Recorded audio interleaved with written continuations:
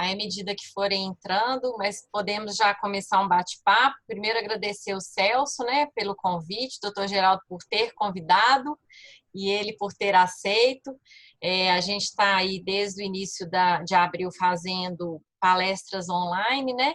E aí, apesar de termos voltado com os cursos, a gente toda quarta-feira vamos receber aí pessoas de nome, pessoas aí que possam passar para a gente alguma informação relevante. E aí o doutor Geraldo lembrou do Celso, então eu gostaria de agradecê-lo, né, por ter aceitado aí bater esse papo conosco. Como eu sempre peço nas palestras, né, que o pessoal deixe os microfones no silencioso, e aí a gente tem o chat aí, podem mandar as perguntas, ou mais para o final da explanação, a gente abre os microfones, bate um papo aí, né, Celso, igual a gente combinou, algo bem tranquilo, bem informal, de forma que a gente tente aí sanar as dúvidas e conversar aí de forma bem tranquila, né? Passo a palavra para o doutor Geraldo, aí o doutor Geraldo pode conduzir aí, não sei se o Renato vai falar antes, aí o senhor passa aí para o Celso e a gente pode dar andamento aí, o pessoal está chegando. Tá bom. Boa tarde, turma, mais um evento nosso, esse é um evento da Quartas Magnas. Nós vamos, uma quarta-feira do mês, a gente vai trazer alguém bem expressivo. E não tem ninguém mais expressivo no setor imobiliário, é o nosso amigo Celso Petrucci. O Celso, pessoal, é uma pessoa excepcional. Eu gosto muito dele. Eu já brinquei muito com o Celso, eu brincava muito com ele, que ele aparecia mais na televisão que a Maju, né? Quando a Maju era do Jornal Nacional, eu brincava muito com eles com isso, porque ele estava sempre dando entrevista. O Celso é o economista-chefe do Secov, que é uma potência, e o mais importante, ele é o presidente da Comissão Imobiliária da CEBIC, é vice-presidente da CEBIC, do Conselho Administrativo, e é um dos braços direitos do presidente Zé Carlos. O presidente Zé Carlos realmente não toma nenhuma atitude sem escutar o Celso. Então, assim, quando nós pensamos numa coisa diferente numa quarta-feira dessa, na mesma hora bateu o Celso e ele vai vir aqui falar conosco sobre funding, sobre venda, sobre mercado futuro. E eu convidei o Renato, que é o nosso vice-presidente da área imobiliária, que faz um trabalho belíssimo, brilhante na comissão, para vir e ajudar a contrapor, né? Então, a dinâmica, o Celso vai fazer uma apresentação, Renato, e à medida que ele for fazendo, você pode ir intervindo e as pessoas também. Tá? Tá liberado para todo mundo. Celso, muito obrigado. Deus te pague por estar aqui conosco. Combinado. Posso tocar, Renato? Claro, você que manda. Tá. Primeiro, falar da alegria de estar aqui com vocês, né? Vendo o meu companheiro aí, Euso, vice-presidente da CEBIC também, da Comissão de Obras Industriais, estando aqui junto com o Geraldo, com o Renato. Estou vendo que o Lucas está aí ouvindo, outros amigos ouvindo. Dizer que, apesar de parecer que é mais uma live, é mais uma apresentação, né? Eu costumo brincar com a minha esposa, que está aqui no escritório da Secretaria de Habitação, aqui do lado, né? Em casa, né? Que é muito legal. Eu ainda fico nervoso quando eu vou fazer uma apresentação desse tipo, mas eu acho legal me sentir assim, porque é a responsabilidade que a gente tem quando está conversando com pessoas do nosso setor e com pessoas tão abalizadas, né? E eu estava lembrando aí com o Geraldo que há quase um ano eu estava aí junto com vocês no Mina Show, né? Renato vai lembrar, ele estava sentado na primeira fileira com a esposa dele, né? Eu lembro bem, estava lá o Rafael Menin, estava lá o Valadares, né? E fizemos um painel aí durante o Mina Show. E a responsabilidade de falar com vocês, né? Eu costumo dizer, eu não sou um economista tão capacitado quanto a Ieda, né? Porque a Ieda é uma economista acadêmica e ela entende muito do nosso setor. Eu me considero mais um economista de umbigo no balcão, né? Mas eu também, pelo menos, né, durante todos esses anos que eu estou aí junto no mercado imobiliário, na CI, aí já quase há 30 anos participando da CEBIC, eu não me eximo de opinar. Eu posso, às vezes, errar, né? Mas eu não me eximo de opinar. E eu queria só falar uma coisa para vocês, antes de iniciar minha apresentação. Eu recebo todo dia um boletim, Geraldo, Renato, que é do BTG Pactual, né? E é muito interessante, porque hoje no boletim que chegou logo cedo, às 9h09 da manhã, sempre que eles falam aqui da parte de housing, as notícias são as seguintes: após tombo na quarentena, incorporadoras começam a retomar lançamentos, incorporadoras repaginam empreendimentos para tentar atender os gostos do freguês pós-Covid, as vendas de imóveis em São Paulo superam expectativas em julho, né? O setor imobiliário movimenta a economia e é aposta para a pós-pandemia, né? A Urba, companhia de loteamento da MRV, que é 1 bilhão em IPO, está abrindo também o capital da empresa de loteamento, e a Gafisa anuncia um aumento de capital de até 389 milhões de reais. Eu estou falando isso que é para perceber e para a gente começar dizendo o seguinte, né? Quis o destino que o nosso setor, por competência política e por competência administrativa, o nosso setor sofresse durante a pandemia menos que outros setores, né? Não vou falar do setor de alimentação, não vou falar do setor de hotelaria, não vou falar do setor de automobilismo, mas nós, por termos conseguido sermos tratados ou sermos considerados como um setor essencial, né, o nosso setor sofreu menos do que outros setores. Sofreria menos ainda se a gente pudesse ter trabalhado com os nossos plantões de venda abertos, né? O que aconteceu, por exemplo, aqui na cidade de São Paulo, que é o maior mercado imobiliário da América Latina, só a partir dos últimos 10 dias de junho. Então, nós trabalhamos os últimos 10 dias de junho, estamos trabalhando em julho, e agora já podemos funcionar os plantões de venda, lógico que com todos os cuidados sanitários, com toda a segurança necessária, com o agendamento, durante 8 horas, né? E é isso que o nosso mercado tem mostrado, pelo menos aonde a gente consegue ter as estatísticas, né? E eu tenho a impressão que vocês acabaram de fechar aí o primeiro semestre de 2020, né? A Brain deve ter apresentado isso para vocês aí em Belo Horizonte, né? Porque eu não sou tatu e lógico que eu já estou com esses dados aqui também, né? Que eu me preparo. Nossa apresentação foi no dia 11 de agosto, Celso, que foi a reunião da CI. A nossa CI aqui, ela se reúne tradicionalmente na segunda terça-feira de cada mês.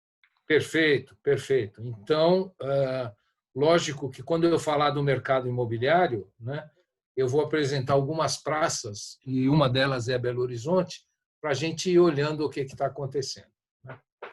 Então, eu preparei uma apresentação simples, né, com o intuito de ir norteando aí essa conversa nossa, né? E eu não tenho problema, eu estava falando para a Juliana, se quiserem parar durante a apresentação, podemos parar. Se quiser fazer no final também perguntas, a gente está à disposição, ok? Então, vamos falar um pouquinho de economia e falar o que, em nossa opinião, além do déficit habitacional, além das necessidades das famílias, né, o que dá, quais são os pilares da nossa demanda, né? A expectativa do Banco Central, agora do dia 14 de agosto, né, do Boletim Focus, é de que a gente tem uma queda do PIB de 5,5%, né, durante o ano de 2020. Mas eu, outro dia, assistindo uma apresentação da IEDA, né, eu já agreguei ao meu discurso que a década perdida não é a década passada, a década perdida é esta década agora, que vai de 2011 a 2020, né? Ela mostrou isso para nós com números e isso fica muito claro. O nosso PIB da construção civil, que teve uma pequena reação em 2019, também está aí previsto, né? Aí já não é uma estimativa do Banco Central, é uma estimativa do DPEC, provavelmente usando como base a Fundação Getúlio Vargas, né? É uma expectativa de queda de 7%. Né? Taxa Selic. Né? Eu acho que essa é a grande notícia que nós tivemos nos últimos tempos. Né? Nós saímos de uma taxa Selic lá de 2015 de 14,25% e chegamos aí a uma taxa Selic de 2%. E se você ler o relatório do boletim do Copom, né, existe até um espaço para descer um pouco mais, mas vamos dizer, a primeira vez que a gente vai conviver durante um bom tempo, né, na nossa história, com uma Selic tão baixa e com o IPCA, que está do lado direito também, a projeção do relatório Focus, tão baixo, e aí tem um dos dois fundamentos para o nosso mercado. Né? Taxa Selic baixa, o dinheiro custando mais barato, eu depois vou falar um pouco disso, acho que podia estar custando muito mais barato do que está para o mutuário final, para o comprador final, né?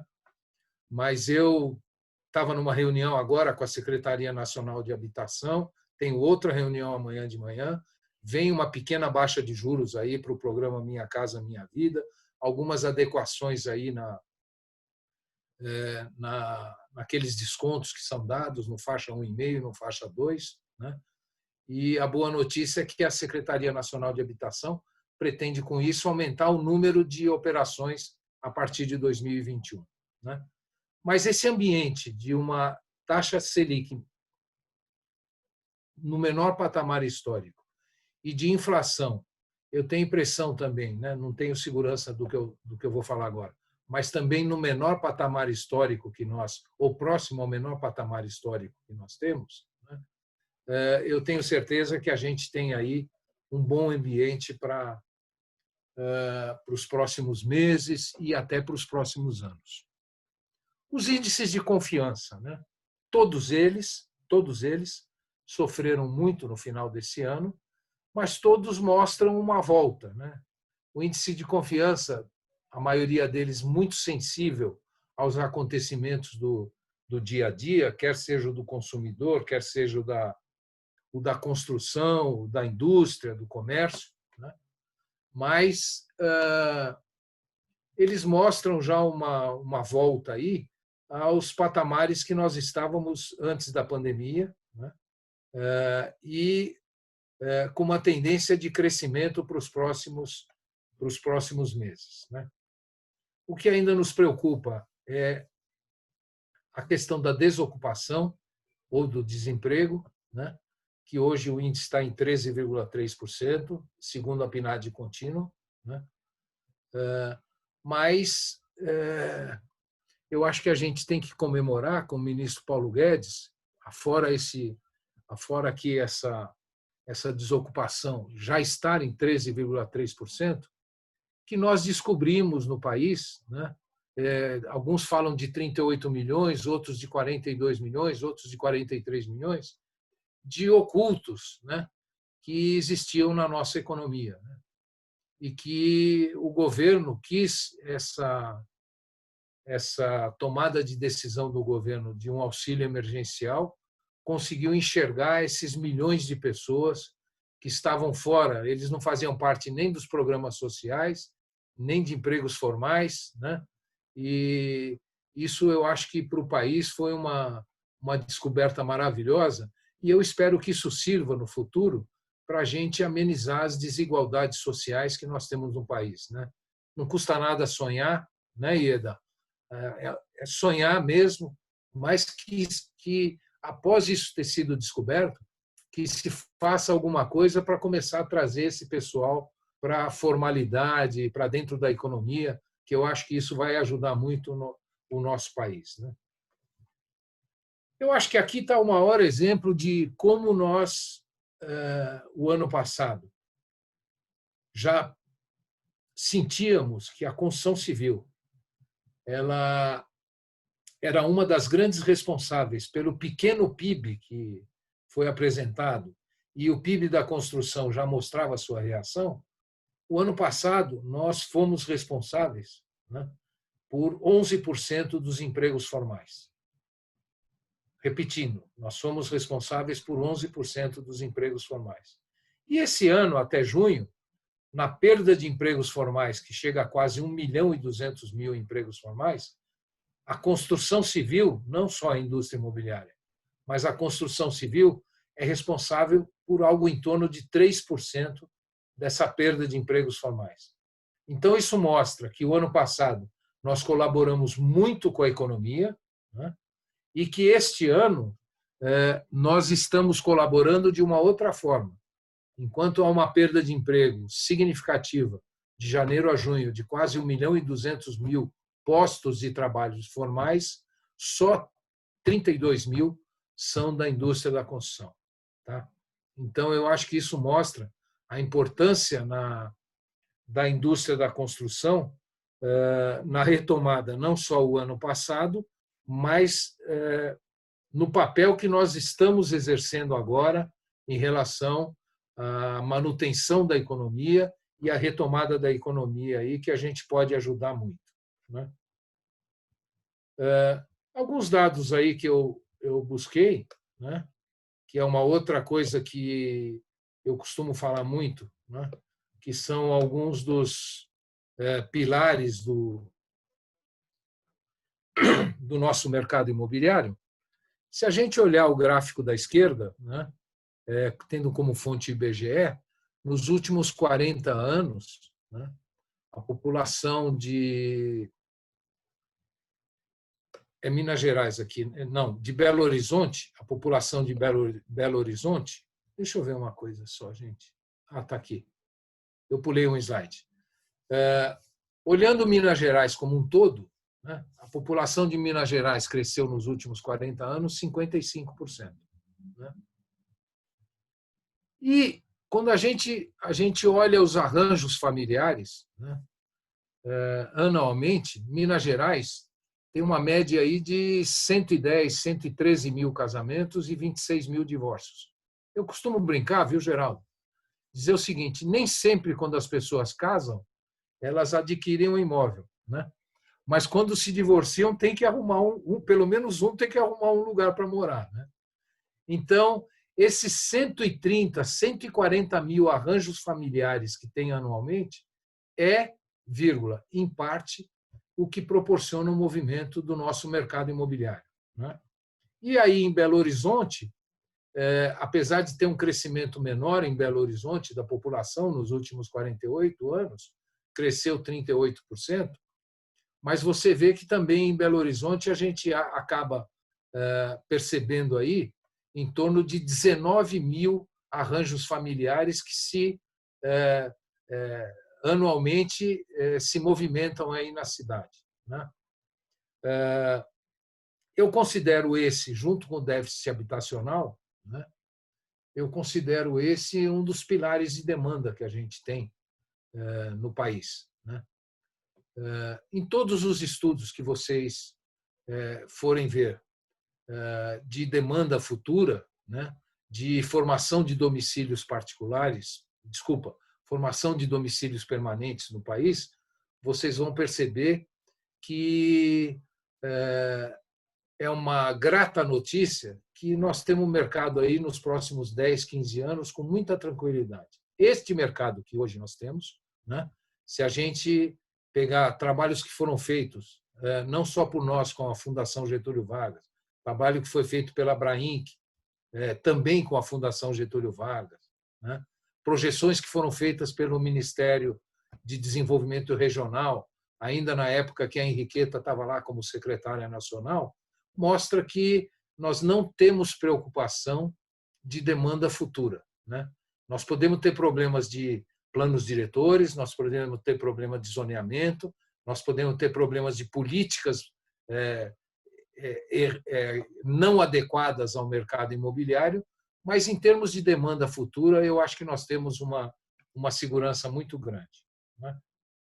Uma das bases também do nosso negócio é a questão do financiamento imobiliário. Né? Eu na reunião agora, eu estava lá com a Secretaria Nacional de Habitação discutindo o seguro, Geraldo, aqueles que nos incomodam tanto, né? Aquelas exigências de seguro no faixa 1,5, 2, 3, e as seguradoras falando para nós assim, puxa vida, mas há muito sinistro. Eu falei, meu amigo, eu não sei se tem muito sinistro, mas eu tenho um dado aqui para dar para você, né?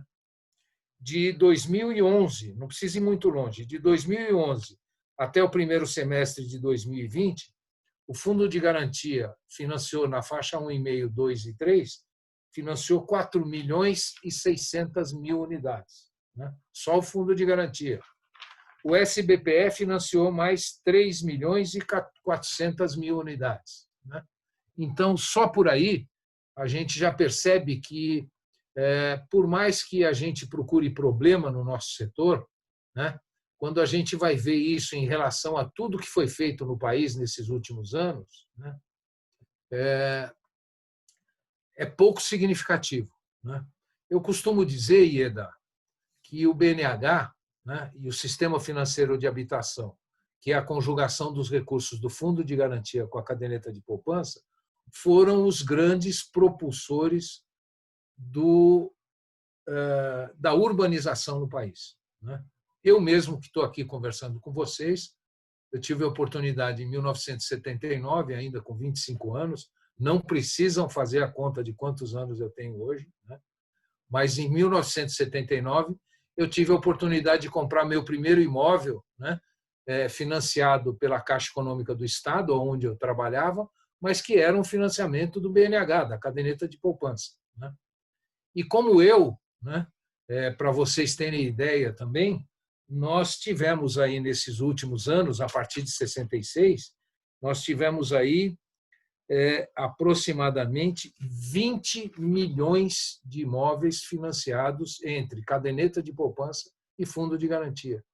Esses 20 milhões de imóveis são os domicílios permanentes, Ieda, se a gente puder um dia se aprofundar nisso, que foram urbanizaram Belo Horizonte, urbanizaram São Paulo, Recife, Rio de Janeiro, mesmo Brasília, ou seja, a importância que tem esse financiamento imobiliário no país, né?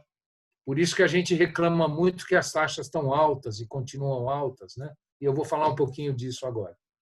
O financiamento imobiliário com recursos da caderneta de poupança cresceu o ano passado 37%, e esse ano está crescendo, mesmo com a pandemia, está crescendo 29%, impulsionado em muito pelos imóveis usados, né?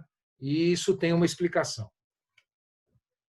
Os financiamentos para aquisição esse ano estão crescendo 34%, está aqui do lado direito, esse primeiro semestre, né? Sempre falando em recursos da caderneta de poupança. E os financiamentos para a produção, que tiveram o seu pior ano em 2017 e os melhores anos nessa série aqui, que vai de 2011 a 2014, uma média de 33 bilhões por ano, isso são valores nominais, nada está corrigido, tá?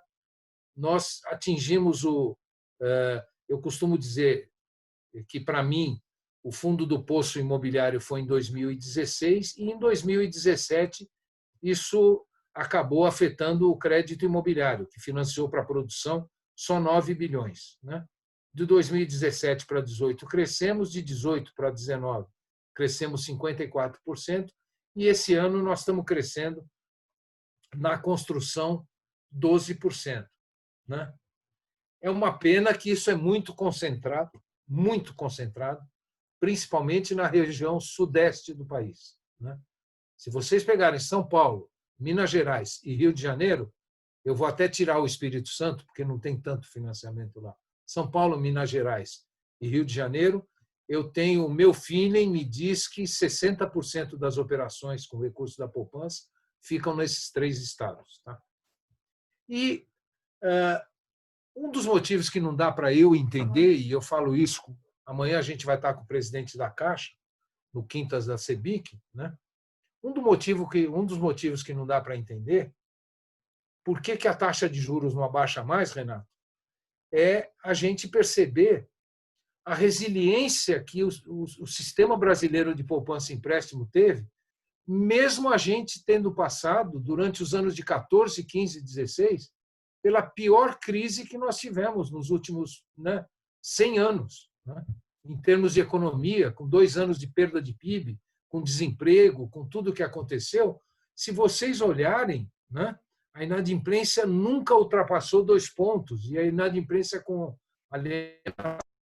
abaixo de 1,6. Ou seja, o brasileiro, queiram ou não queiram as pessoas e os bancos nos convencerem, os brasileiros prezam o pagamento do seu financiamento imobiliário. Eu costumo dizer que nenhum brasileiro que vá trabalhar e que a sua esposa ainda fique em casa, ou a esposa não tem um emprego, aguenta chegar em casa e ter uma cartinha lá do cartório de registro de imóveis que ele deixou de pagar 3 meses a prestação e que o imóvel vai poder ir para leilão extrajudicial. Antes disso acontecer, a mulher troca a fechadura, entendeu? E por que os brasileiros têm esse apego? É só por esse apego à casa própria? É só por essa política que foi implantada no governo revolucionário e era a maior verba de publicidade na época? Eu não sei se vocês sabem disso. A maior verba de publicidade na época não era de cerveja, não era de automobilismo, era de economizar dinheiro. As associações de poupança e empréstimo, as sociedades de crédito imobiliário e as pessoas financiarem a sua casa própria, né? Esse era o pão e circo que o movimento revolucionário montou para o país. E deu certo, né? Nós tivemos muitos problemas até 1986, alguns só foram consertados em 2004, mas isso aqui dá para perceber a saúde do nosso sistema brasileiro de poupança e empréstimo. E se juntar aqui o fundo de garantia também, esta saúde vai continuar sendo mostrada, né? O brasileiro que compra, né, e que faz esses milhões de financiamento com recursos da poupança, ele paga, em média, antes de fazer o financiamento, 35% do seu imóvel. Então, quem pagou 35% do seu imóvel vai pensar 2, 3, 4, 5 vezes antes de correr o risco de perder seu imóvel. E o brasileiro tem mais uma coisa, eu vou colocar bem entre aspas, desculpa a expressão, que é burra. E eu também fiz essa burrice. Eu fiz um financiamento de 25 anos, lá em 1979, e eu paguei o financiamento em 9 anos. Eu pré-paguei o financiamento. E o brasileiro continua fazendo isso. Ele faz o financiamento num prazo médio de 20, 22 anos e pré-paga em 11, 12 anos. É isso que tem acontecido no sistema. Por conta disso tudo, é que a gente diz que a saúde financeira que o sistema financeiro de habitação tem, ela é invejável. É difícil você fazer um benchmark. Pode ir para o Chile, pode ir para a Colômbia, pode ir para qualquer país e ver uma saúde e ver um sistema tão saudável quanto é o nosso. Por essas e por outras é que a gente fala. E por que não abaixa mais a taxa de juros? Uma taxa mediana de juros de 7% ainda, para a pessoa física na ponta final, é muito alta. Mas depois a gente pode falar um pouquinho disso também. E apesar, eu sempre faço essa brincadeira de participar há 20, 25 anos de eventos que falam de novos funds, a gente vai sentir que, por mais que a gente fale de novos funds, o que suporta o financiamento imobiliário são esses 400 bilhões do fundo de garantia e os 733 bilhões que nós temos de recursos no SBPE. Só isso aqui já dá 85% do funding, mas nós temos outros funds aí menos significativos que são importantes para nós. Aqui eu tenho colocado isso na apresentação, é só para dizer para vocês, isso aqui os mais antigos, como eu e o Geraldo, né? Eu não sei a idade das pessoas que estão assistindo, mas a minha do Geraldo eu sei, né? Os mais antigos chamavam de financiamento hipotecário da Caixa Econômica, né? Hoje tem um nome americanizado que chama-se Home Equity, né?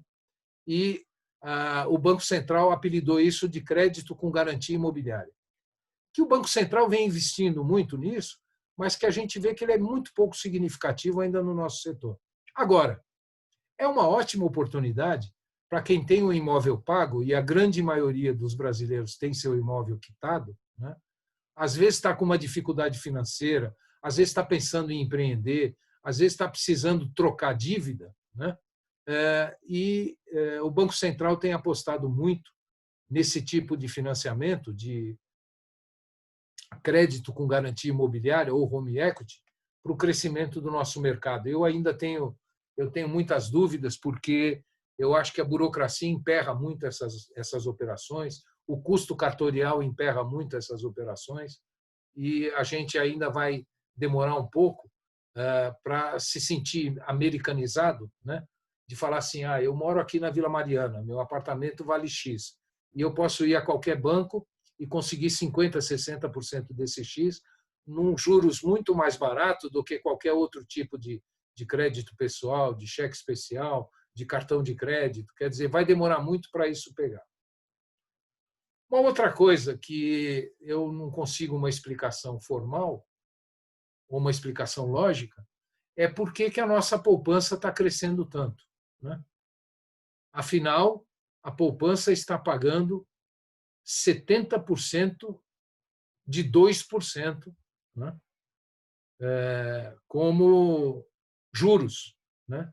E a atualização monetária dela é nula, porque ela é ATR, né?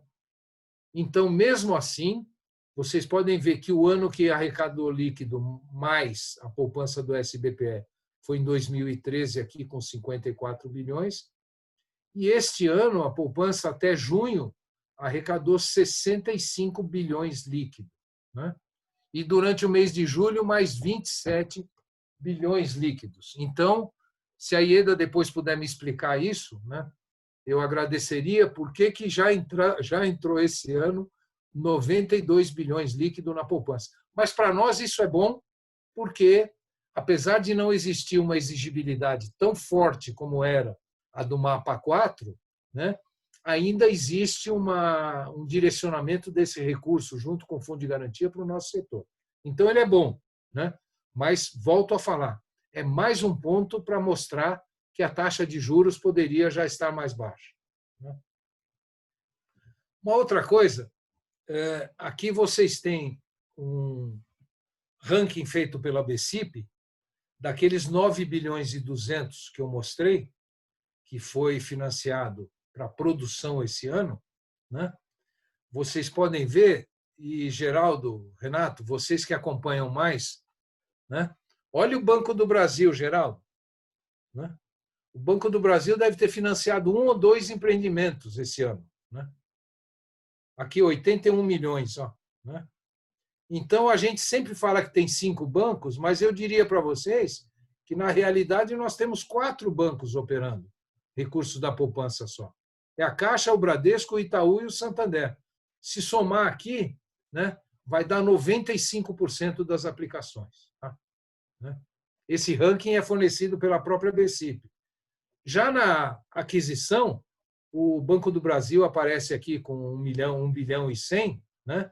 Mas, de novo, né, os 4 principais bancos, Caixa, Bradesco, Itaú e Santander, quando vocês vão ver, também aparecem aí com 93%, 94% de todo o mercado, né? E a gente olhando os 43 bilhões que foram financiados, vocês veem que a competição é muito pequena, né? Então, quando a gente ouve falar em fintech, quando a gente ouve falar, eu e o Geraldo estamos participando aí de iniciativas, o Renato também, de iniciativas junto a cooperativas de crédito.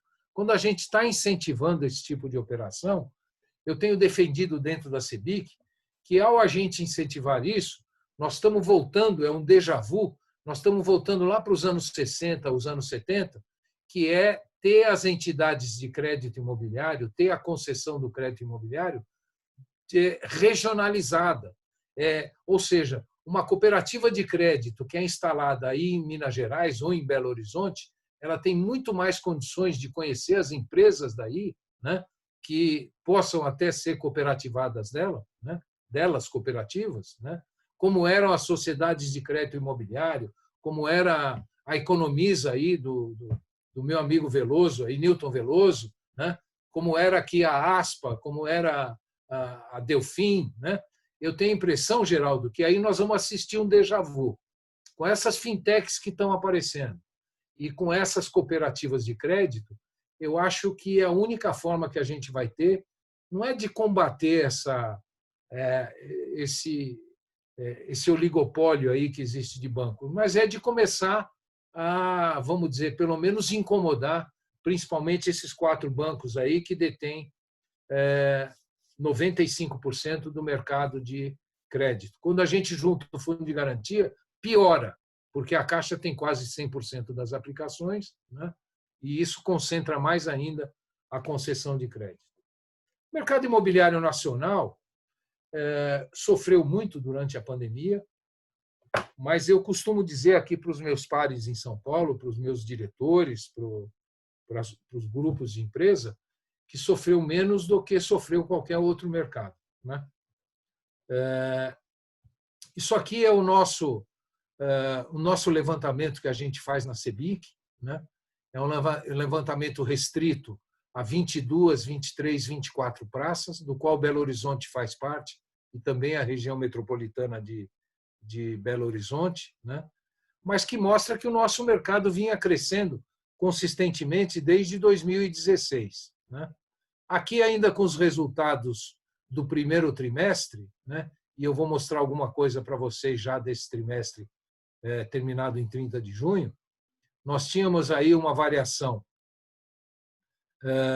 de 14% a menos de lançamentos, mas a gente vinha vendendo, a gente já percebia isso no primeiro trimestre, que os lançamentos se reduziam e as vendas continuavam a crescer, né?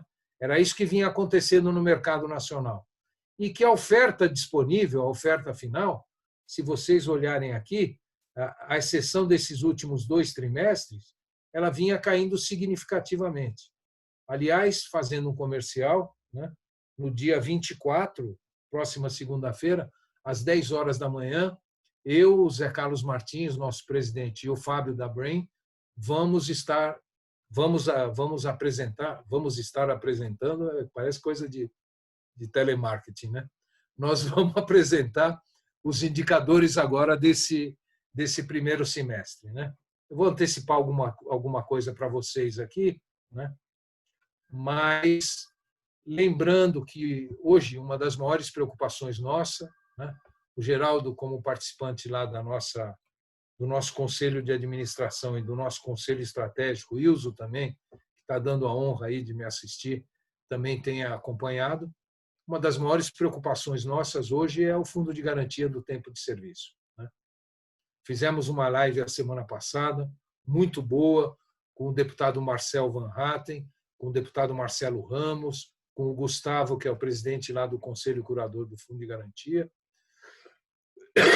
E a gente tem trabalhado muito no sentido de, se não vamos crescer os orçamentos daqui para frente, nos próximos 3 anos, de manter o nosso orçamento para os próximos 3 anos, né? Vai haver uma redução de subsídio nesses próximos 3 anos futuros, né? Mas de manter uma forma, e a gente vem conversando isso muito com o Ministério do Desenvolvimento Regional, né? Deve ser anunciado a semana que vem o programa do Casa Verde e Amarela, de, mesmo com essa limitação, Geraldo, mesmo com essa limitação, Renato, a gente conseguir fazer o mesmo número ou até crescer o número de operações a partir de 2021. Mesmo com todas as limitações, mesmo com toda a perda que o Fundo de Garantia já teve, a gente está, pelo menos, um pouco mais confiante agora que a gente vai conseguir fazer isso. E por que essa nossa preocupação? Porque, apesar de aparecer esses percentuais aqui, do que o Minha Casa Minha Vida, a dependência do programa Minha Casa Minha Vida regionalmente, tanto nos lançamentos quanto nas vendas, quando a gente soma aqui, Ieda, as unidades que são feitas, que a gente chama de formiguinha, ou aquelas empresas que fazem 5 casas, 10 casas, 15 casas e que vão construindo os conjuntos residenciais horizontais, a gente vai chegar ou a triste conclusão ou a feliz conclusão que o mercado imobiliário do Brasil hoje depende em 75% dos recursos do Fundo de Garantia. Tá? Né? Não existiria a menor possibilidade de ter um mercado imobiliário hoje sem os recursos do Fundo de Garantia. E, em grande parte, isso não existiria por quê? Porque o Fundo de Garantia traz junto consigo 9 bilhões de reais que vai cair a partir do ano que vem. Né? A partir de 2021, esses 9 bilhões vão ser diminuídos, né? Mas que são os descontos que podem ser dados às populações de mais baixa renda, de R$ 1.600, de R$ 2.000 e até de R$ 4.000. Né? Então, não dá para imaginar, gente, o mercado imobiliário hoje no país sem o programa Minha Casa Minha Vida. Né? O que eu coletei aqui do primeiro semestre para vocês entenderem? Aqui está o que aconteceu na cidade de São Paulo. Né? O ano passado, nós tivemos um crescimento no mercado na cidade de São Paulo. Nós saímos de 37 mil unidades ofertadas para 65 mil unidades. Isso em função de dois fatores, um dos quais eu estava conversando com o Renato aqui, um pouquinho antes da gente iniciar essa live. Nós estamos fazendo mais do mesmo. Tá?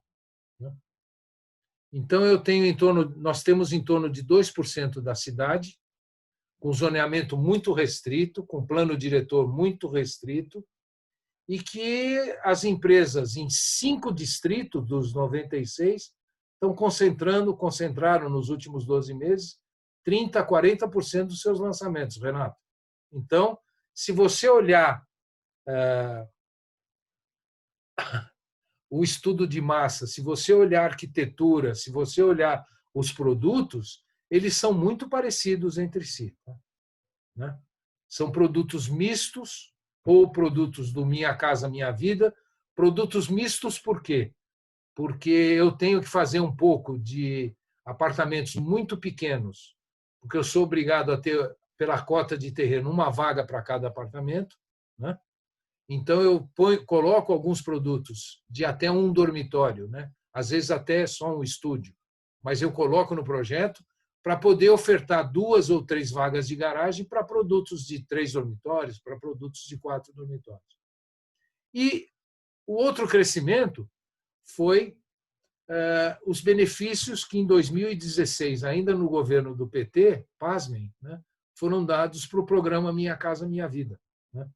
Então, a oferta o ano passado dessas 65 mil unidades, quase 50% dela é do programa Minha Casa Minha Vida, que as empresas estão competentemente fazendo em São Paulo a um ticket, no município mais caro do país hoje, a um ticket médio de R$ 190 mil. Então, é isso que explica o que aconteceu o ano passado. Mas vamos ver o que está acontecendo esse ano. Reduzimos os lançamentos em 52%, mas as vendas, Renato, só foram reduzidas em 14%. Voltando, lancei 9.600 unidades novas no mercado no primeiro semestre, mas vendi quase 17 mil unidades. O que mostra isso? Isso mostra que a aderência do mercado imobiliário aos lançamentos que haviam sido feitos e que estão sendo feitos, a demanda por obras em construção e por apartamentos prontos continua muito grande na cidade de São Paulo. Ô Celso, só te interrompendo um pouquinho, okay. Aqui em Belo Horizonte está acontecendo exatamente a mesma coisa. Uhum. Só para você ter uma ideia, nos últimos 24 meses, né, de agosto de 18 para agosto de 20, a nossa oferta disponível caiu 37% em Belo Horizonte. A gente vem sistematicamente vendendo mais do que a gente lança. Hoje a gente tem uma oferta muito baixa, aqui em torno de 19% da oferta lançada. Isso acaba sendo um problema, né? Porque quando você não lança, você também vende menos, né? O lançamento ele não deixa de ser... Perfeito. Ele impulsiona a venda, né? Então, assim, Belo Horizonte é um mercado super conservador, né? As empresas muito conservadoras, então, principalmente nesse momento de pandemia, elas focaram no produto que estava na prateleira e desaceleraram os lançamentos. Acredito que no segundo semestre a gente vai ter um volume maior de lançamentos até em função disso, desse represamento, né? Mas acho que isso é um problema que a gente tem no país todo. E os Agora, estoques... Renato, deixa eu trocar o papel aqui. Deixa eu trocar o papel, deixa eu te fazer uma pergunta. Então o preço está subindo. Está subindo. Então tá. Não, porque São Paulo, não. O preço de outros mercados, que não é o Minha Casa Minha Vida, nos últimos 12 meses, ele já está com nominal de quase 13% a mais. Tá? No ano passado, Celso, nós tivemos um aumento aí no imóvel de 8,59 contra uma inflação de 4,10. Nós tivemos mais de 4% de ganho real. É isso aí. Esse ano já estamos também com ganho real. Teve meses aí que nós tivemos inflação negativa e que o imóvel subiu 2,3%. Não me recordo, foi maio, né? Perfeito. Foi maio. Então, isso está acontecendo. O que leva, né, a gente, assim, todas as entrevistas que a gente dá, a gente dizer do momento ideal da compra do imóvel para o comprador, porque você está tendo aí os preços em recuperação, mas ainda não subiram tanto, e uma condição de financiamento excepcional, né? Então, acho que para quem está buscando imóvel, o momento é fantástico. As pessoas precisam entender que não é só esse aumento de preço, não se dá só porque está diminuindo a oferta disponível. É porque também as empresas, né, em função da lei de zoneamento, aí, do plano diretor, as empresas sabem que não conseguem repor o produto porque o terreno que ele vai buscar está mais caro e muito mais caro do que era o terreno que ele já empreendeu. Tá? É o que está acontecendo em São Paulo. Aqui está acontecendo, aqui. Uma coisa. É isso aí. Mas segue aí, Celso. Aqui, é só para mostrar uma coisa para vocês muito interessante, né? É a resiliência do mercado econômico na cidade de São Paulo. Por mais que tenha caído aí no começo do ano, nós nunca deixamos de vender aqui algo em torno de 1.600, 1.700, 1.800 unidades por mês do programa Minha Casa Minha Vida. Já os outros mercados, eu tenho uma sondagem que eu faço, o pior mês foi o mês de abril, esse aqui que aparece aqui, né? Nós vendemos 35% do que estava planejado pelas empresas. Aqui em junho, já vendíamos 85% do que estava planejado pelas empresas. E eu já fiz essa sondagem em julho, já estamos vendendo 20% a mais do que o planejado foi vendido durante o mês de julho. Eu devo fechar a pesquisa de julho agora, na próxima semana. Mas isso mostra a resiliência, né, do mercado econômico aqui na cidade de São Paulo. Né? Isso aqui é para vocês verem o que o plano diretor e o que uma lei de zoneamento faz com a cidade. Né? É só para provocar vocês mesmo, porque vai acontecer coisas aí que vocês não imaginam. Por exemplo, né, 59% das unidades que nós estamos ofertando em São Paulo não tem mais vaga de garagem. Né? E 73% dessas unidades são unidades compactas ou do programa Minha Casa Minha Vida. Né? 50% é Minha Casa Minha Vida. Né? Ou seja, o plano diretor e a lei de zoneamento nos induziu a fazer produtos muito parecidos. Né? Eu fiz uma live com Maceió, só para ver se a tendência também em outros mercados, Renato, era parecido. Olha o que aconteceu em Maceió. Mercado menor, bem menor que o nosso. Né? Mas em Maceió, no primeiro semestre, houve uma queda de 74% nos lançamentos e um crescimento de 32% nas vendas. Ou seja, se você for ver a oferta final lá, que alguns chamam de estoque, outros né? Pode chamar do que quiser, é o que está acontecendo. E aí, em Belo Horizonte e Nova Lima, os dados que eu consegui também. Né? Exatamente, o fenômeno é o mesmo. A gente tem esse mesmo fenômeno aí. Nós estamos aí com Belo Horizonte e Nova Lima com estoque uns patamares mais baixos da série histórica, né? Vendas crescendo, preço subindo. Essa questão da legislação que você citou nos preocupa, né? Eu acho que não deveria ser dessa forma. O mercado não deveria se ser pautado pela legislação, mas é o que acaba acontecendo, né? Já tem que trabalhar dentro da regra, e a regra é o plano diretor, enfim. As empresas vão buscar as melhores oportunidades dentro desse cenário, mas eu acho que a médio e longo prazo é uma questão ruim, né? Essa questão da vaga de garagem aqui vai acontecer certamente, uma diminuição muito grande, mas Belo Horizonte a gente tem um sistema de transporte público muito deficiente, né? Nem se compara ao sistema de transporte público de São Paulo, né? Nós temos uma única linha de metrô, que na realidade nem é metrô, porque é de superfície, o sistema de BRT deficiente, enfim. Isso também nos preocupa bastante. Isso não aconteceu ainda porque tem muito estoque de projeto aprovado na lei antiga, né? Mas para novos empreendimentos certamente vai acontecer. É inevitável. Nós também, viu, Renato? Nós estamos aí com o estoque de... E isso eu queria colocar para vocês. Esqueci. Só um segundinho. Normalmente, historicamente, desde 2004, quando a gente acompanha a nossa pesquisa com a mesma metodologia, 40% dos lançamentos era no primeiro semestre e 60% no segundo. Esse ano, por causa da pandemia, eu acho que esse número vai ser 30% no primeiro semestre ou até poderá ser 25%. Né? Porque as empresas postergaram, segundo a nossa sondagem, 8 bilhões e 700 milhões de lançamento durante os meses de março, abril, maio, junho e julho. Tá?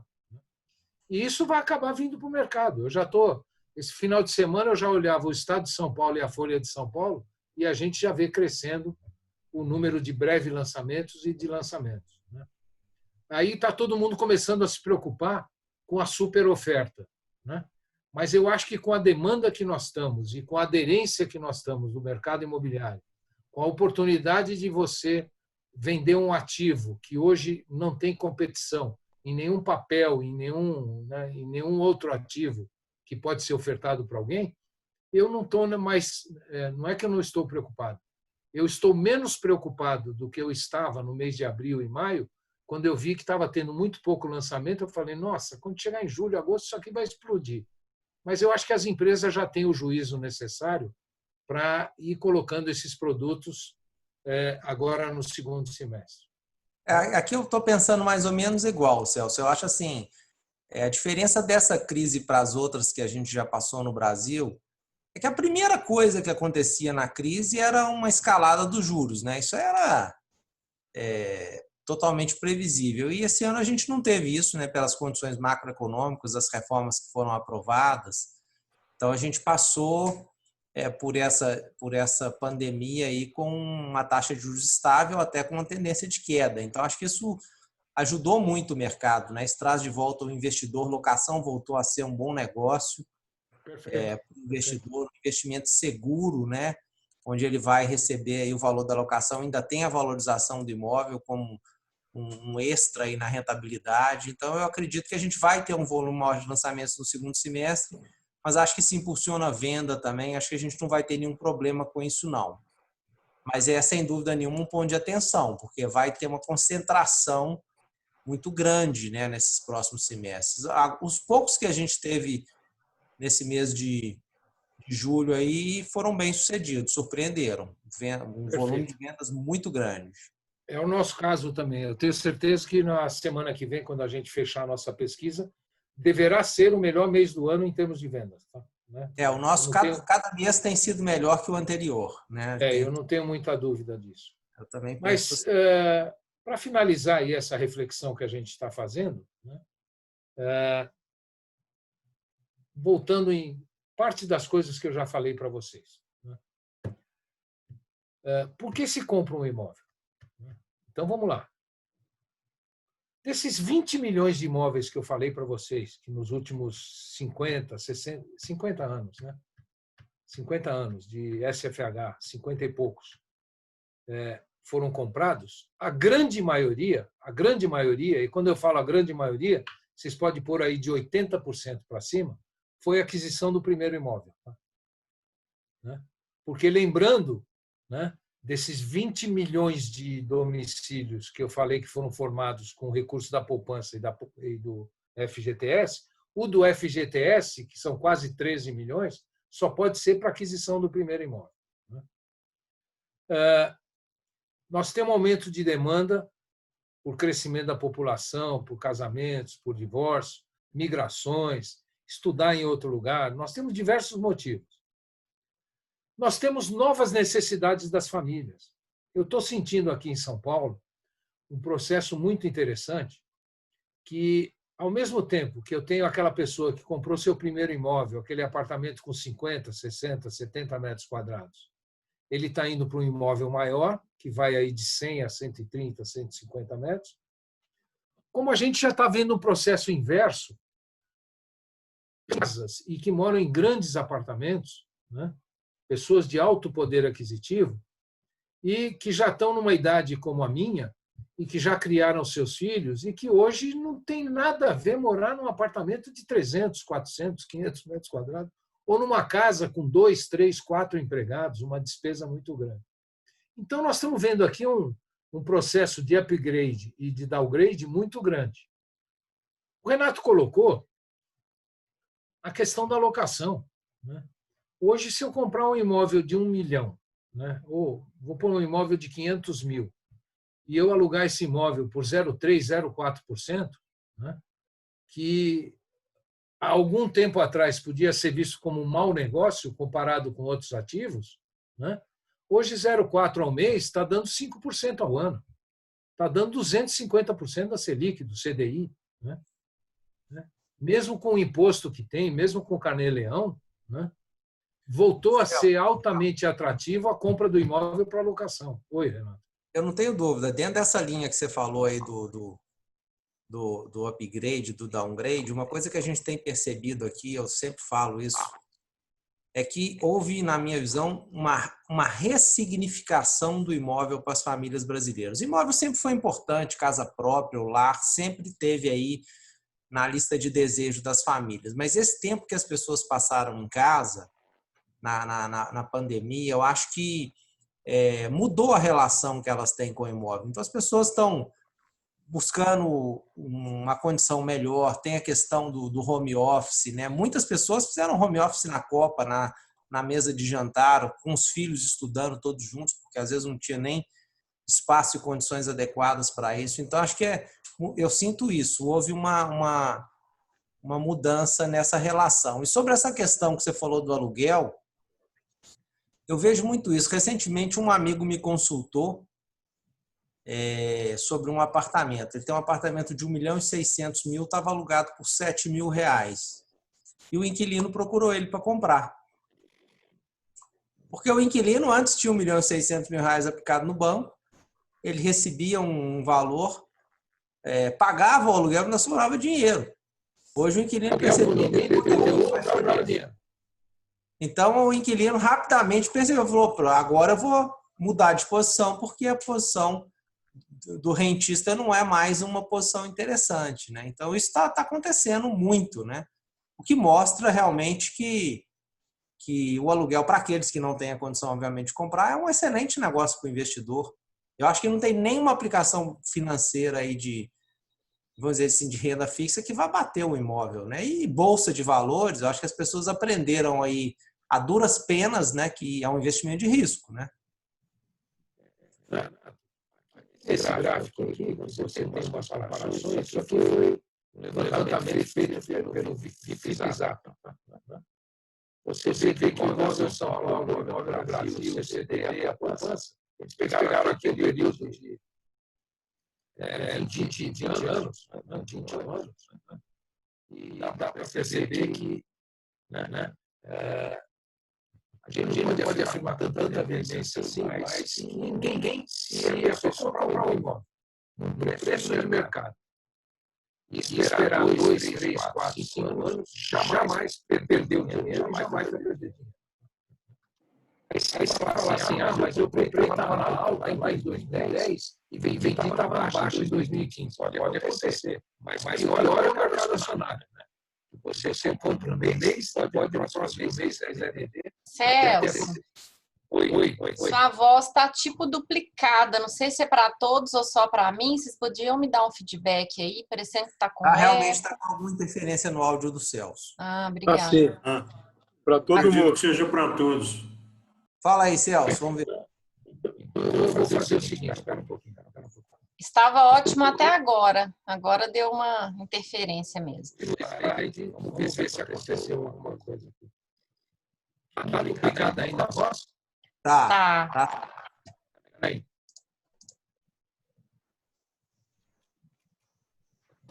Melhorou? Não, eu acho que deve ser da plataforma, Celso. Não melhorou, não. Não sei se talvez você possa sair, entrar de novo. Não sei, Juliana, aqui que é o melhor caminho. Pode fazer, porque a minha tá ok, parece, a sua tá ok, o doutor Ilso falou também estava ok, parece que é a do Celso mesmo. Quer tentar sair e entrar, Celso? Eu te habilito de Eu novo, acho que é a melhor prometo. opção. Eu volto. Tá ok. Vamos aguardar ele aí. Às vezes a gente fica em dúvida se é só o nosso, né? Mas Não, é lá.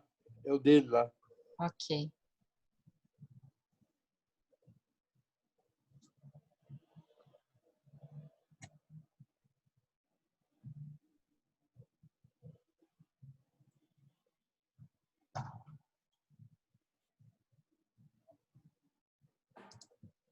Ele já está entrando, tá, pessoal?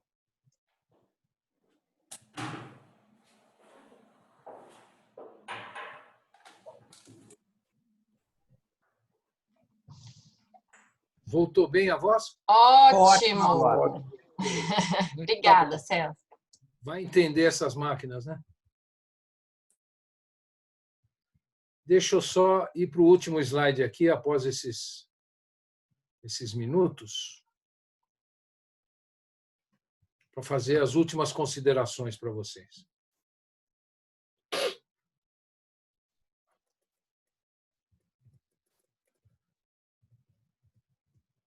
Bom, minha opinião, hein, gente? Não é a opinião do Secov, não é a opinião da CEBIC. Né? Eu tenho alguns pontos aí que eu quero levantar junto com vocês.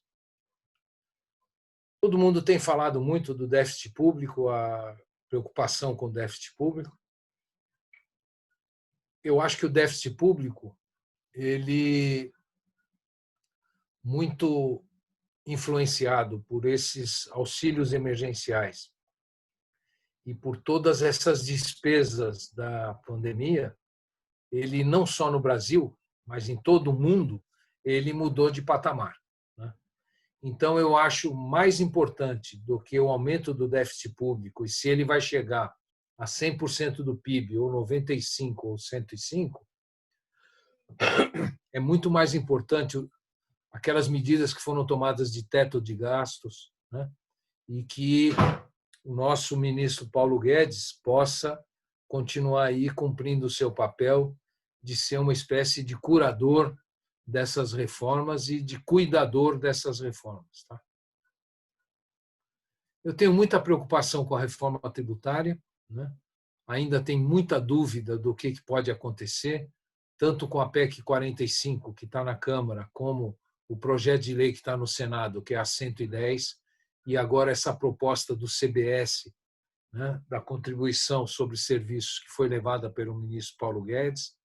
Já estão falando de um microimposto, né, que não é uma CPMF, mas que, no fundo, é para arrecadar sobre toda a movimentação financeira. Estão dando uma outra roupagem para a CPMF, ou seja, ainda tem muita dúvida. E pior do que ter muita dúvida, e a gente tem conversado isso muito na CEBIC, é saber como é que isso vai impactar no nosso setor. Né? Por exemplo, a proposta do CBS do ministro Paulo Guedes diz que imóvel não é nem bem e nem serviço. Imóvel é um investimento. Né? E, como tal, ele tem que ser diferido em 20, 25 anos pelo comprador, pela família. Né? Então, no primeiro momento, nós estamos achando que as incorporações imobiliárias estão fora. Mas já não é o caso da construção, já não é o caso de obras públicas, já não é o caso de obras industriais, como o Wilson comanda lá a nossa comissão na CEBIC. Ou seja, em cada um dos segmentos vai ter um impacto, né? E eu costumo dizer que ainda temos muitas dúvidas. Infelizmente, a reforma administrativa, que deveria preceder a reforma tributária, ela sempre é postergada para o futuro. E eu, como eu já tenho uma certa idade e eu já estou bem escolado e escaldado, eu diria que a reforma administrativa não vem nunca mais, gente, porque o nosso judiciário não quer a reforma administrativa, os funcionários públicos não querem a reforma administrativa, os deputados não querem a reforma administrativa, os senadores não querem a reforma administrativa. Então, enquanto a gente tiver esse sistema presidencial que a gente tem de coalizão, onde tudo vai sendo feito ali meio no conluio, meio na concertação entre os poderes, eu acho muito difícil que a gente tenha uma reforma administrativa. Já é claro que houve uma revolução, uma evolução e uma revolução de tecnologia no nosso setor, né? As grandes empresas, como a MRV aí de Minas, como a Cirela aqui em São Paulo, as grandes empresas aceleraram as suas inovações tecnológicas e hoje a web vendas já é uma realidade, né? Nós temos em torno de 70% a 80% das empresas já estão utilizando a web para comercializar seus produtos, né? Os registros imobiliários passaram por uma evolução tecnológica muito grande também. Nós temos um grupo lá na CEBIC só para acompanhar isso, capitaneada pelo nosso vice-presidente regional, o Aristóteles Passos, né? E uma grande tranquilidade que eu tenho enquanto um representante da área imobiliária da CEBIC, né? Por mais que o setor produza nos próximos anos, nós sempre vai faltar produto imobiliário, porque nós não conseguimos, né, durante todos esses anos, a gente não conseguiu reduzir o déficit habitacional de 2009 a 2010. Se não me engano, em 1 ou 2 anos a gente conseguiu reduzir um pouco isso, por causa do faixa 1, mas o país não tem dinheiro para ficar financiando faixa 1, nós não temos dinheiro do Tesouro Nacional para fazer habitação de interesse social. Então, Renato, Geraldo e as pessoas que estão acompanhando a gente, eu não tenho, vamos dizer, a menor preocupação, né? Pelo menos enquanto eu trabalhar no mercado imobiliário, eu espero trabalhar os próximos 5, 10 anos ainda, né? Não vai faltar demanda para o nosso setor, né? Ela sempre estará mais concentrada nas camadas mais baixas da população, mas pelo próprio crescimento vegetativo, pelos arranjos familiares, pelo crescimento demográfico, por tudo que vem acontecendo no país, eu não tenho muita preocupação de que o segmento imobiliário ele jamais vai conseguir atender à necessidade do país de produção imobiliária, né? Eu acho que com isso eu passei por todos os assuntos que eu queria falar, né? Eu queria mais uma vez agradecer aí o Geraldo, o convite, a Juliana que fez todo esse meio de campo, agradecer o Wilson aí pela honra de estar junto com a gente aí, você, Renato, que vamos dizer, uma pessoa muito querida na CI e pelo seu conhecimento, pela sua participação, a Ieda, que ajuda muito a gente nos nossos pleitos junto ao governo, né? Por toda a capacidade que ela tem de buscar nos dados e nos bancos de dados o que é de interesse do nosso setor e para mostrar a relevância do nosso setor.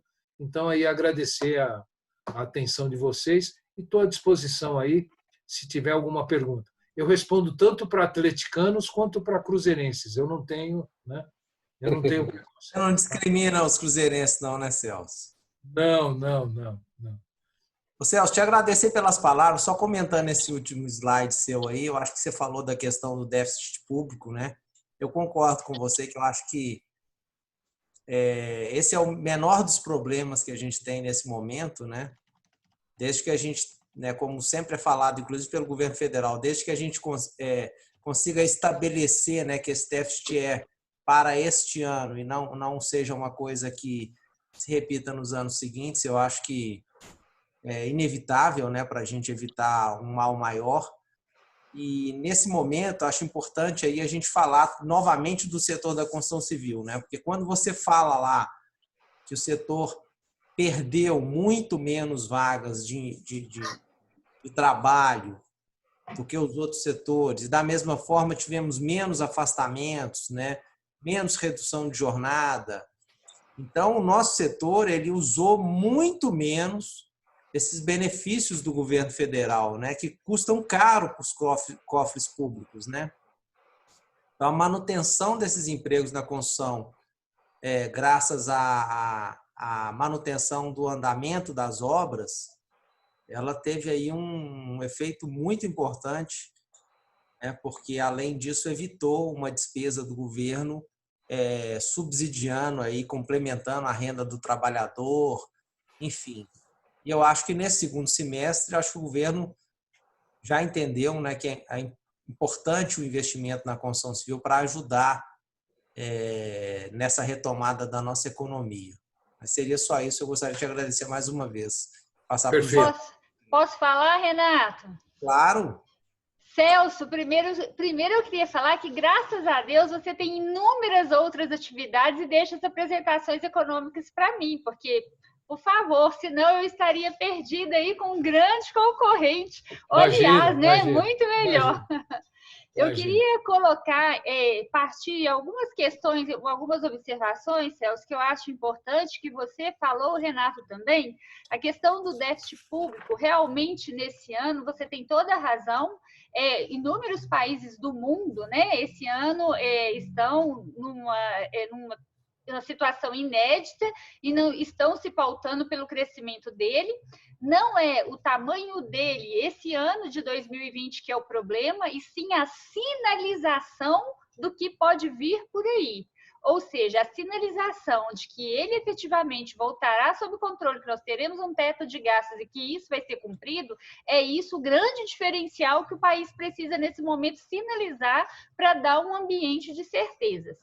Perfeito. Segundo ponto que eu queria colocar, Celso, também reforçando a questão do FGTS que você falou, da importância do FGTS para o setor, para o mercado de baixa renda, nós temos que considerar aí que o FGTS, desde que ele foi criado até hoje, só de habitação popular já foram financiadas quase 13 milhões de unidades.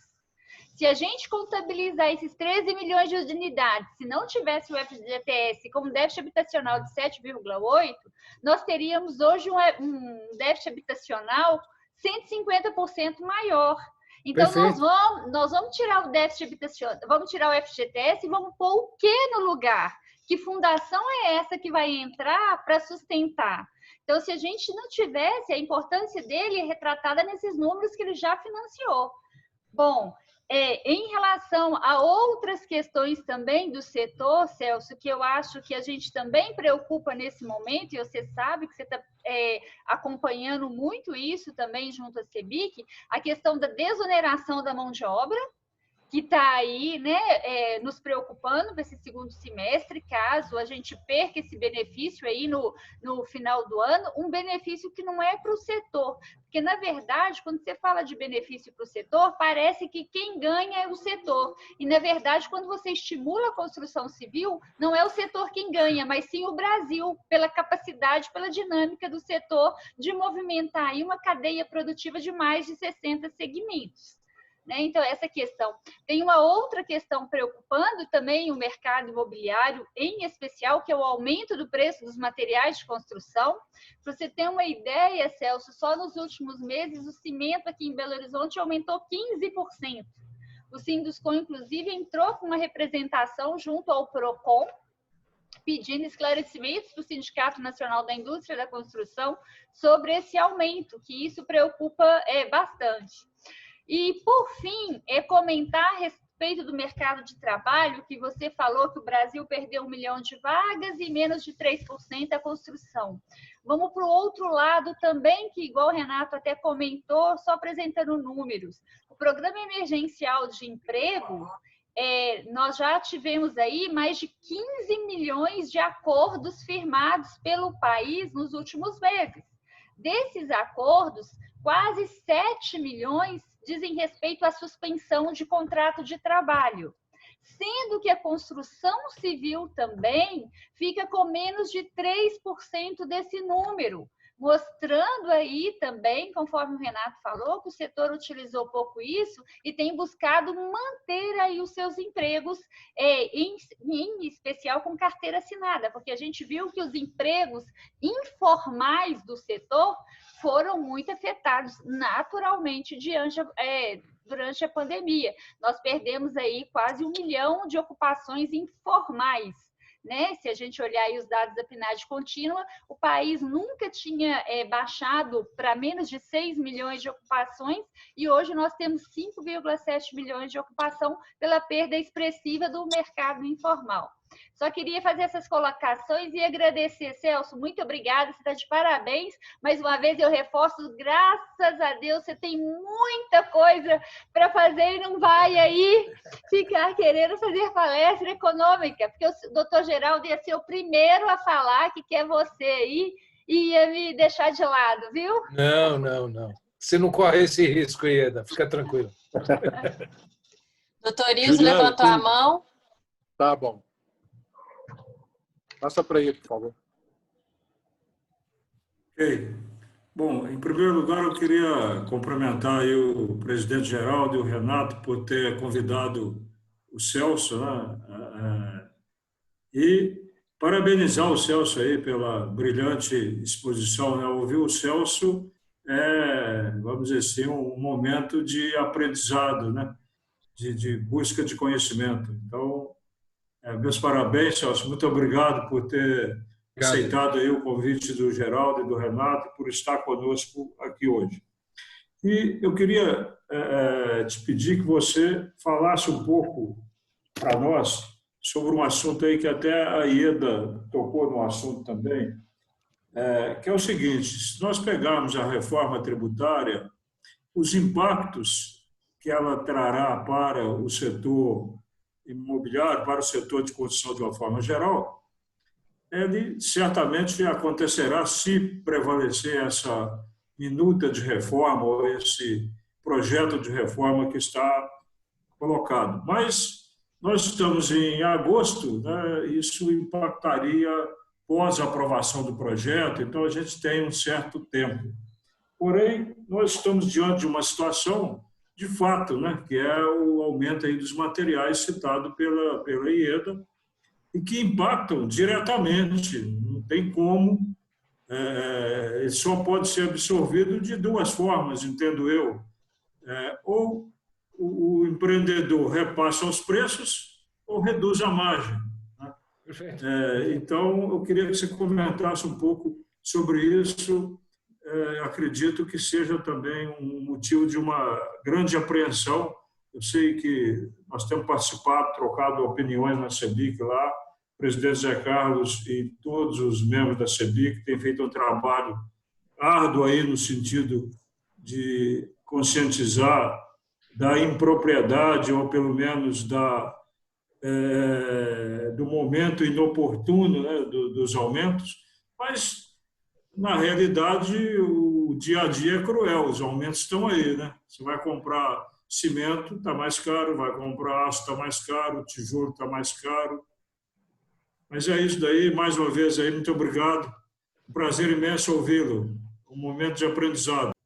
Obrigado você, Ilso. Você é muito gentil. É uma situação kafkiana, né? Eu não tinha pensado no negócio, mas o Renato falou, né? Olha que situação. Nós não tivemos, os nossos empregados e o nosso setor teve pouco ou quase nenhum benefício com tudo que foi concedido pelo governo. Muito ao contrário. Nós, durante esse período, devemos ter ajudado muito mais a economia do que qualquer outro segmento que foi beneficiado pelo, né? E aí o auxílio emergencial vai parar na mão de 40 milhões de pessoas, né? E o formiguinha, que vai comprar cimento na loja de material de construção, que vai comprar isso, que vai comprar aquilo, está acontecendo esse aumento de insumos que está nos deixando aí de cabelo branco, né? E pior que isso, viu, Wilson e Geraldo, lá, nossos vice-presidentes, né? Eu acho muito difícil que já vi isso, né? Eu estou há muitos anos no mercado, né? Mais de 40, então eu já vi isso uma ou duas vezes, essa questão de importação de material, de cimento, de aço, né? Não acredito nesse tipo de coisa, e se for é pontual, você traz um navio de cimento, né? Porque também tem o problema da periodicidade, de ser perecível, o problema de distribuição, o problema, né? Tem uma reserva de mercado aí, isso é um oligopólio, o aço é outro oligopólio, o vidro é outro oligopólio, né? Mas eu tenho a impressão que nós vamos passar um período muito difícil, Wilson, porque aí a IEDA entende mais do que eu, até que isso reflita no nosso INCC ou nos CUBs, que são apurados pelos Sinduscons, né? Ou no INCC, que é apurado pela Fundação Getúlio Vargas, vai haver um delay aí, vai haver um tempo, né, para que isso aconteça. Então, aquela pesquisa que a CEBIC fez competentemente, né, com quase 500 empresários e que mostra os aumentos e o percentual de aumentos, não é a realidade quando você vai tentar mostrar para o governo, né? Você pode levar lá uma carta da Votorantim, você leva uma carta da Celor, aqueles comunicados que chegam, olha, a partir do mês que vem está 15% mais caro, eu vou fazer um aumento de 12% em 2 tranches, né? Mas eu tenho a impressão, Wilson, que isso vai ser muito complicado porque vai demorar para refletir, pelo menos é essa a impressão que eu tenho. Conversei muito isso ontem numa reunião no Sinduscom aqui em São Paulo, né? Vai demorar ainda para refletir nos nossos índices. E pior, né? Para quem faz obra pública ou obra a preço fechado, né? Por uma obra por administração, eu não vejo tanto problema. Agora, para quem vende imóvel e também está vendendo em INCC, isso também tem uma preocupação aí, né? Porque se o INCC subir durante esse ano, eu vou ser exagerado aqui, 6%, né? Eu vou ter que repassar isso porque eu já vendi unidades, né, que o saldo devedor está correndo em INCC, né? Também não sei como é que vai ser a aceitação disso, Renato, para os compradores, né? As obras públicas, que é o que o Zé Carlos tem falado, o Carlos Eduardo tem falado, né? Você tem um gatilho anual para reajuste de preço, como é que vai compensar isso, né? Mas você pode ter certeza, Wilson, que nós também, num outro grupo aqui de empresários, conversamos muito com o Paulo Guedes a respeito. Ele já passou o advogado-geral de concorrência, que o nome dele é Gianluca Lorenzon. Nós já estamos conversando com ele, mas eu vou confessar para você, Wilson, nós estamos com dificuldade de capturar esses preços agora, né, e mostrar para o governo, olha, isso aqui já aconteceu, né? Então, nós estamos trabalhando muito mais na tese, né?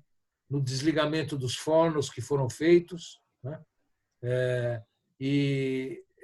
Vamos dizer, isso vale tanto para a indústria de cimento como para o aço, né?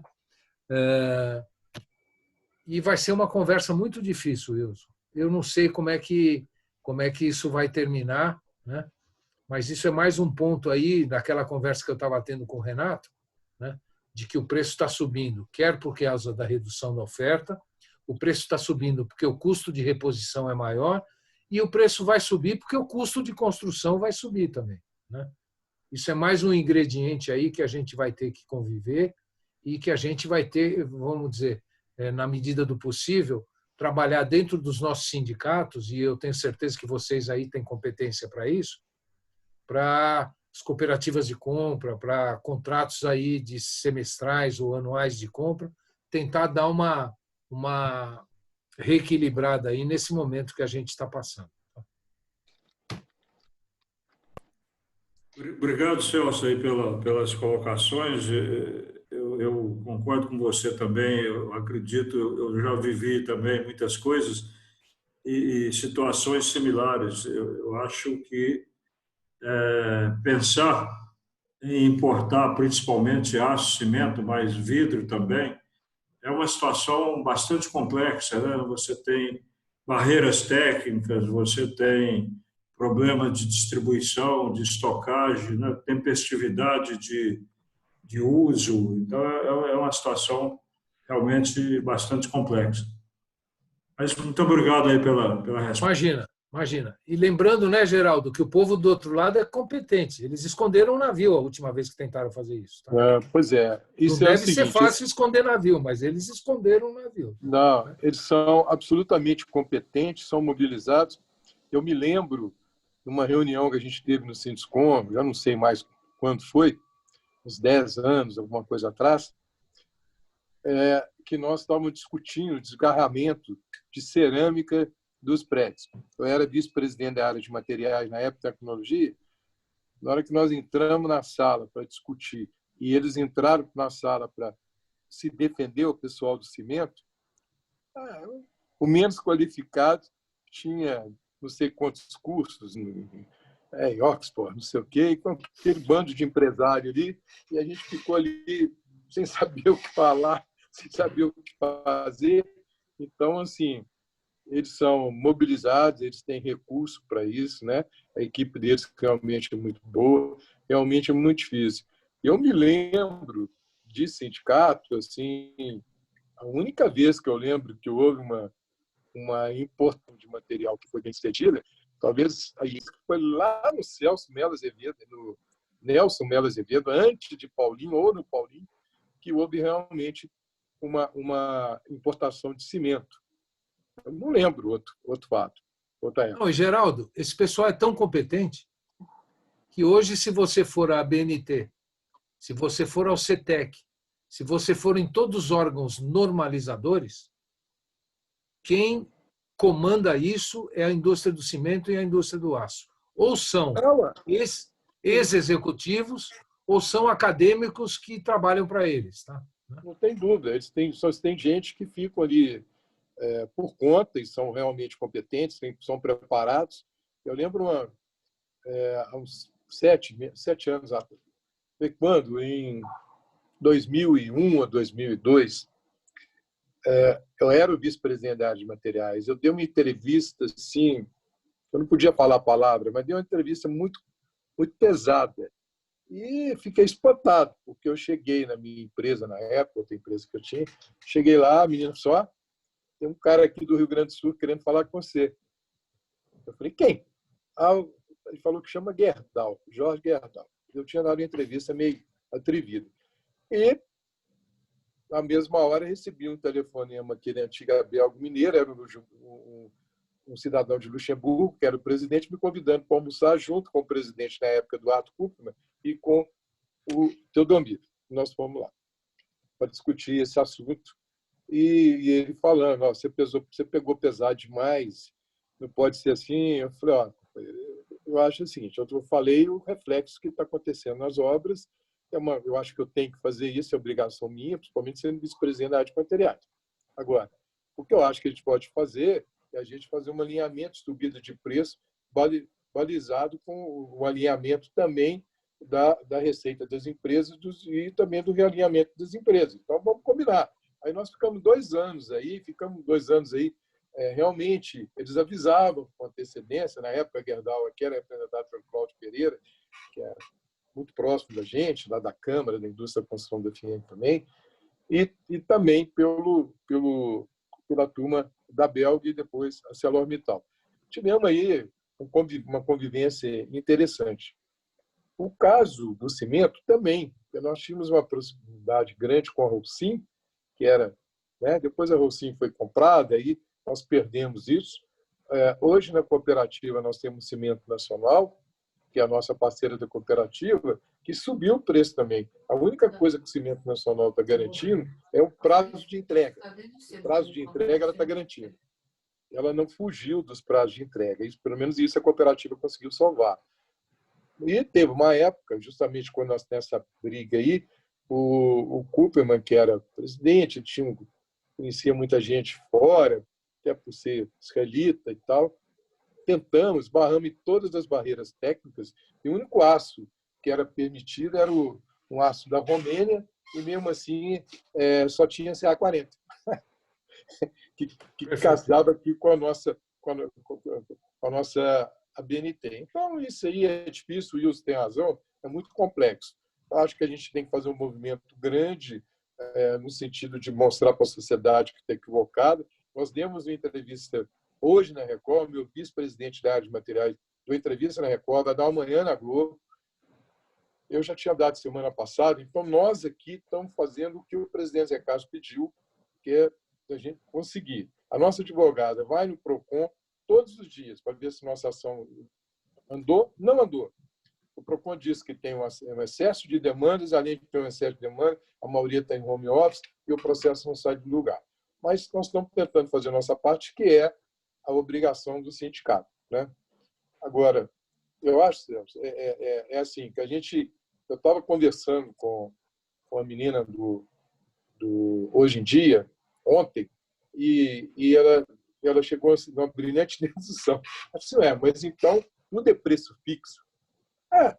Porque o Wilson tem os preços fixos dele lá com as grandes mineradoras, siderurgias, né, os grandes contratantes dele, Petrobras e etc. Só realinhamento de um ano. O equilíbrio econômico financeiro do contrato é a palavra não lá dentro. E nós, se a gente pegar aqui hoje, o Renato pode me corrigir, mas nós temos 60% entre econômico e estándar, que também são financiamentos de agente financeiro que são com valores fixos, ou do Fundo de Garantia ou do SPPE. Então, nós estamos falando, e a turma do Wilson hoje tem quase 20% do nosso BIP, nós estamos falando que praticamente nós estamos trabalhando com preço fixo, independente dos apartamentos talvez de alto luxo e tal, mas tem outro problema também, que a empresa fecha aquele valor e quer honrar o valor de contrato, porque isso para ela é marketing de venda. Então, esse problema realmente, logo agora, a gente com o susto que a gente teve em março, tivemos um susto muito grande em março. Em abril, a gente conseguiu equilibrar, e junho e julho foram melhores do que qualquer mês do ano passado, aí tem essa surpresa. Então, eu brinco muito que a nossa profissão é o trem fantasma, né? Aquele trenzinho fantasma lá do circo, dos parques de diversões, é um trem fantasma. Cada dia a gente assusta com uma coisa, né? Semana passada aqui nós assustamos com o bombeiro. Só para você ter ideia, o bombeiro mudou toda a regra das ITs a partir de 1º de setembro, que simplesmente não dá para você fazer nada.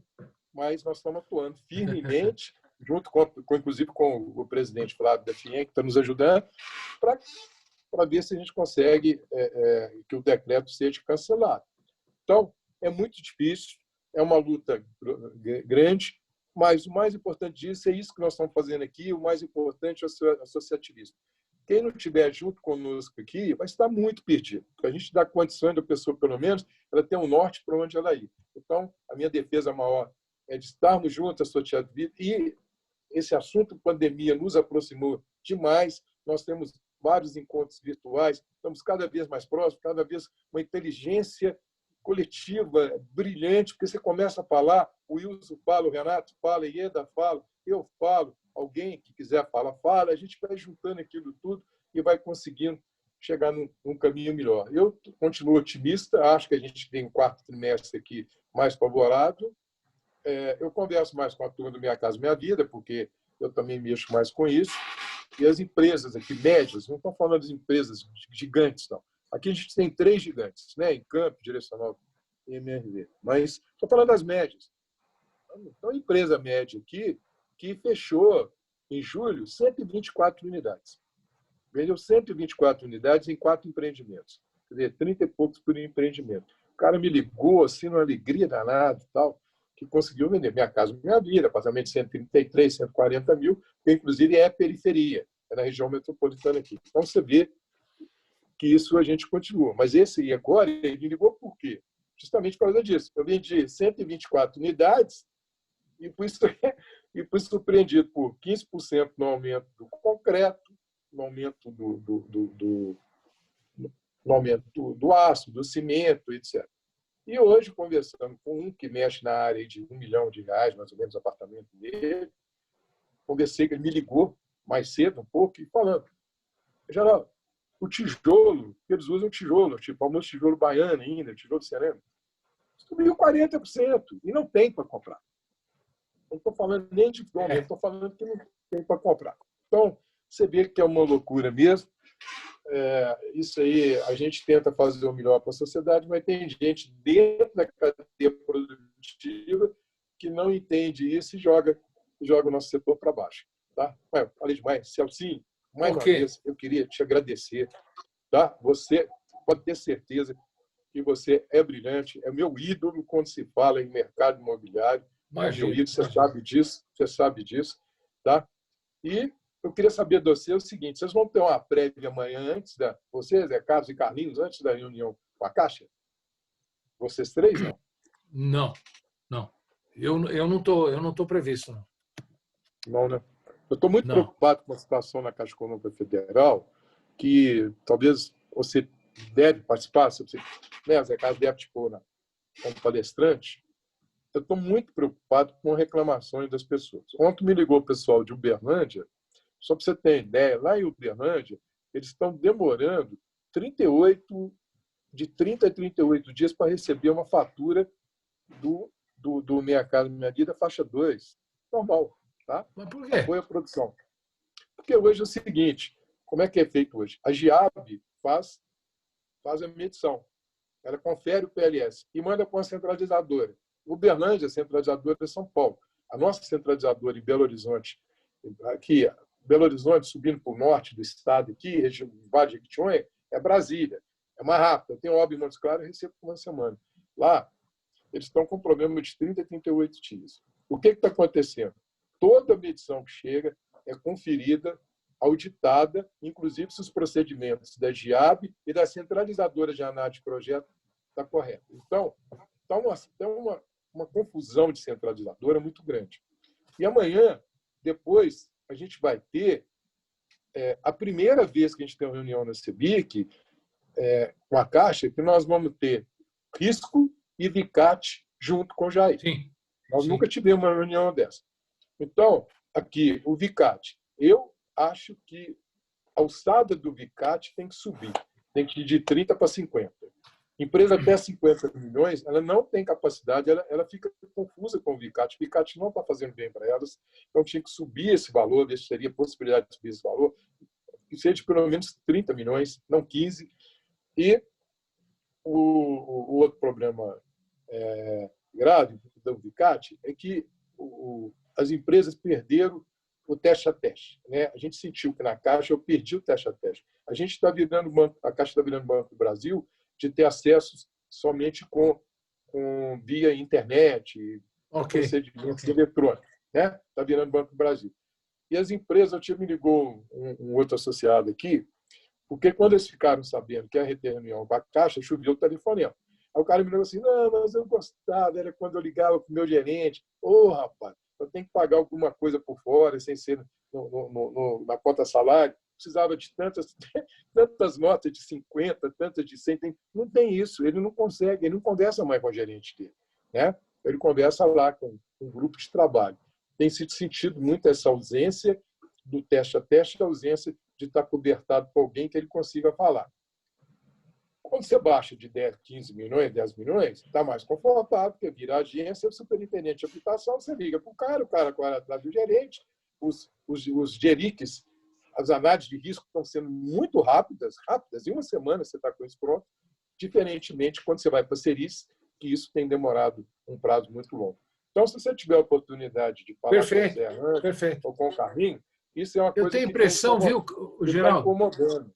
2 ou 3 coisas que você falou aí, essa questão dos limites e a questão da atuação da VICAT, já está entre os assuntos, porque o Zé Carlos ele fez uma série de listou uma série de coisas e mandou para nós, depois do nosso happy hour de sábado, né?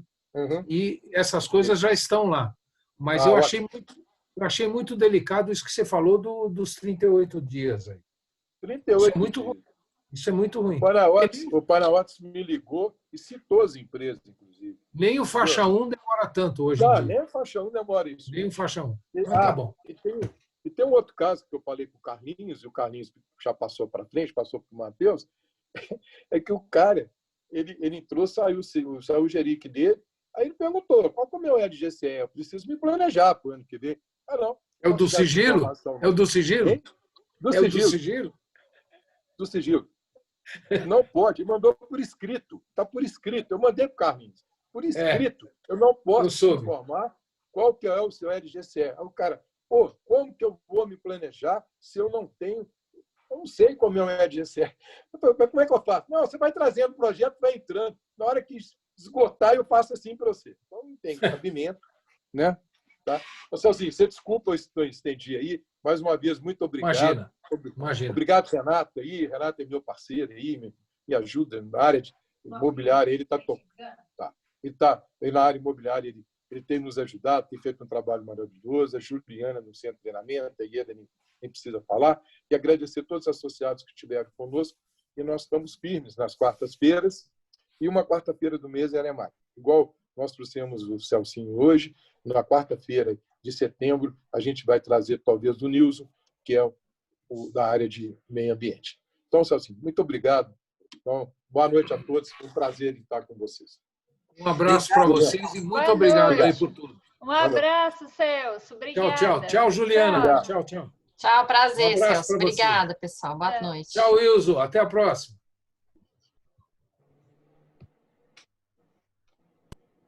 Foi bem. Pode vir.